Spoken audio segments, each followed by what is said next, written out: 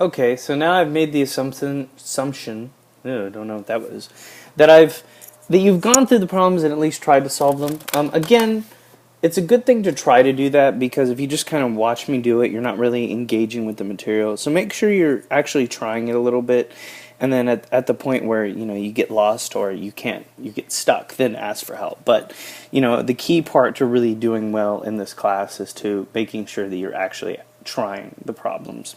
Okay, so here we have this kind of strange looking problem. And so the first thing I like to do is write it out to make sure that I fully comprehend what's going on here. Okay, so the first thing we want to do here is we actually want everything, we want all the x's and we want all the y's on one side. So up here that was already given to us, but down here we're going to want everything to be on one side. So what I'm going to go ahead and do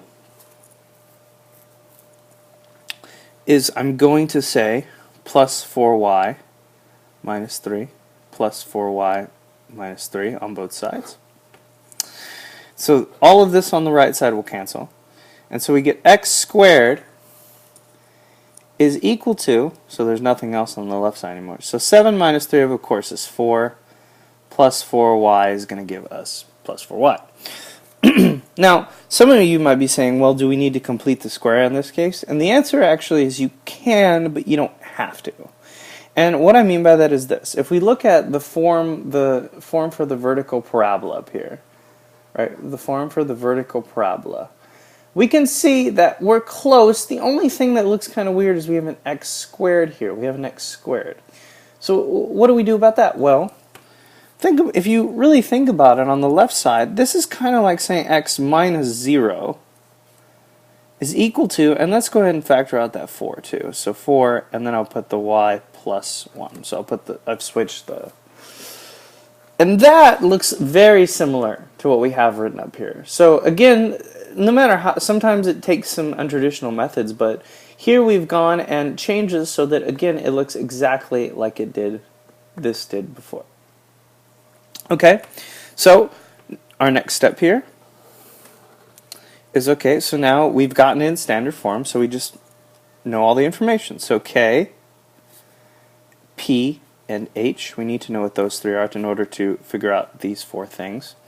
So again, K is, in this case, is going to be the number that is attached to the Y, so in this case that is 1. The H is the number that's attached to the X, so that's going to be 0. And then of course the P, again, we have to be careful because it's 4P. If you think about it, P, what times P would give you 4, and of course that is 1. We all know that's 1. Okay, and so that gives us all the information we need to know. Again, because we know the vertex, as we set up here, is just H and K. Well, H and K is just 0, 1. And we can go ahead and draw that in if we want to. So 0x, so maybe right there. We know that the focus is just H, so 0. But then we have the K, so K plus 1, so that's going to be 2. So that will go there.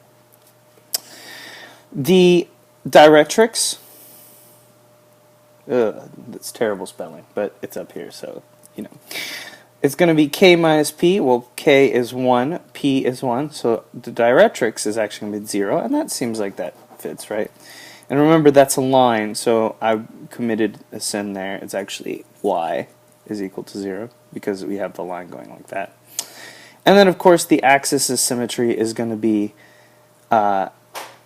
H. And so x is just going to be equal to 0, and we can kind of see that there. And so remember, this is our focus, this is our vertex, so it's going to spring out like such. And that's it. That's that problem. For the number 2, again, so this one's a little unusual because you can see the y is actually squared here. In every problem we've done so far, the y is not squared. In this case it is. So what I would do in this case is let's go ahead and get this number out of the way. So why don't we divide? So let me keep my rule here of writing it every time I'm going to do it. Let's get this number out of here. So let's divide everything by 3, right? And fortunately enough for us, 6, 15, and 12 are all factors of 3, or sorry, multiples of 3. So that's 2, that's 5, and that is 4. So we get y squared plus 2y plus 5 is equal to 4, right? So on the left side here, you notice, oh, sorry, 4x, don't forget that x.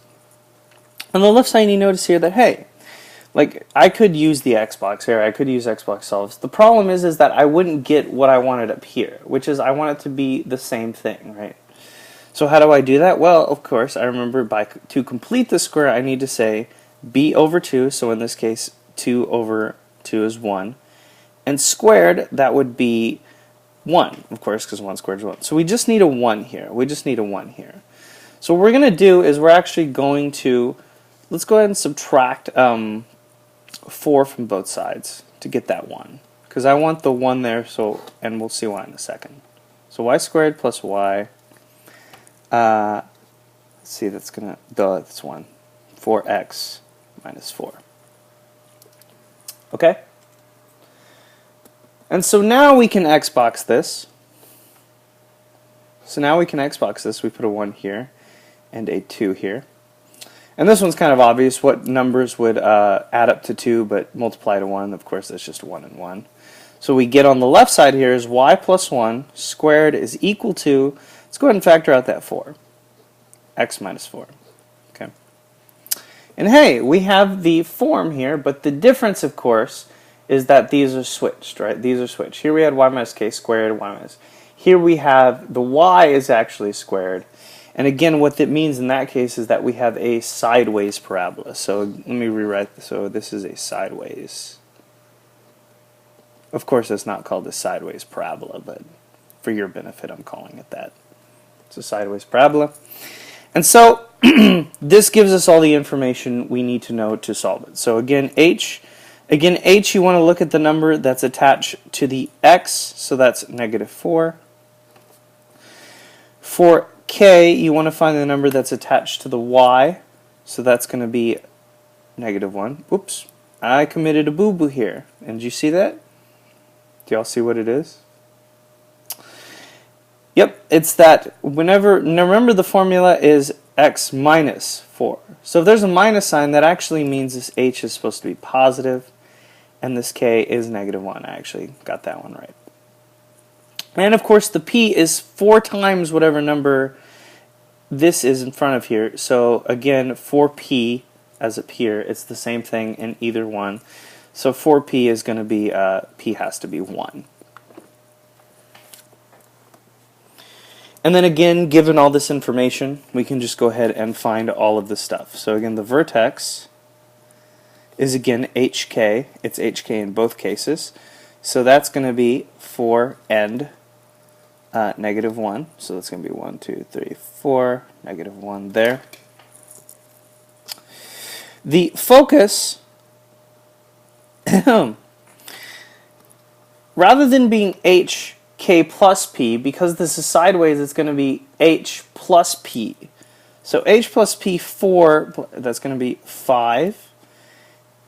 And then, of course, the y is actually the k in this case, so just negative 1. So the focus is going to be, let's see right there. This isn't going to look very good, but oh well. Alright, so the directrix is just going to be, well, here it says k minus p, but again, we need to switch it. Instead of k minus p, it's going to be h minus p. So 4 minus 1, which of course is 3. So the directrix, and again, it's a line, so we need to put the directrix there. And last but not least, our axis of symmetry. You can kind of see that it's going to be 2, but we can also check it. Axis of symmetry in this case is going to be just k, oops, not 2, so y is equal to -1, so it's actually going to be that line. I don't know why I thought that was 2. And you go from your vertex, and like I said, it's not a very good parabola because it's completely cut off, but you kind of get the idea here, and you get how you're supposed to kind of go about and solve for these things. Okay.